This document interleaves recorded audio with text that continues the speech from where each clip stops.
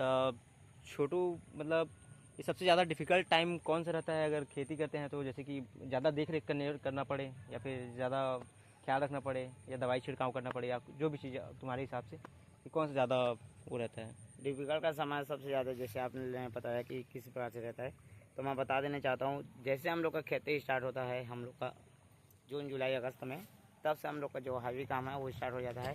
क्या है कि उसमें पानी लगाना, खेत का अच्छे से रोपाई करना, खेत में दवाई छिड़काव करना, खेत का जो घास फूस है उसको निकालना, और खेत का अच्छी तरह से देख रेख करना, तभी हम लोग का जो धान है वो अच्छे से मिलेगा। नहीं तो हम लोग का घास फूस अगर एक भी छूट जाता है तो जितना हम लोग खाद डालेंगे, दवाई छिड़काव करेंगे, वो उतना ही स्ट्रॉन्ग होता जाएगा और हम लोग का धान को कमज़ोर कर देगा और घास फूस का जो मात्रा है वो बढ़ जाएगा।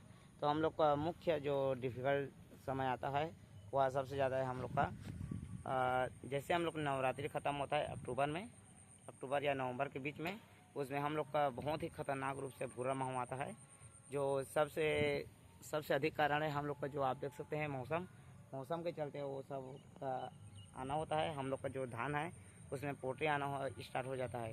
तो इसके लिए हम लोग पहले से सतर्क रहेंगे और हर खेत में कम से कम एक दिन में एक बार अवश्य पहुँचेंगे। नहीं तो हम लोग का अगर एक भी खेत में भूरा माह लग गया तो रातों रात वो खेत को ही ख़त्म कर देता है। तो हम लोग का जो 120 दिन का टारगेट है, चिरको छोटू में बताया गया किस प्रकार से हम लोग अपना खेती स्टार्ट किए हैं, और खेती के बारे में जितना हम लोग प्रोसेस बताएं, आप लोग जाइए चिरको छोटू का जो चैनल है उसको देखें। उसमें पूरा प्रोसेस बताया कि खेती में क्या क्या लगता है, कैसे लगता है और कब कब दवाई छिड़काव करते हैं। तो आप लोग चैनल को हम लोग को सब्सक्राइब कीजिए। जय हिंद।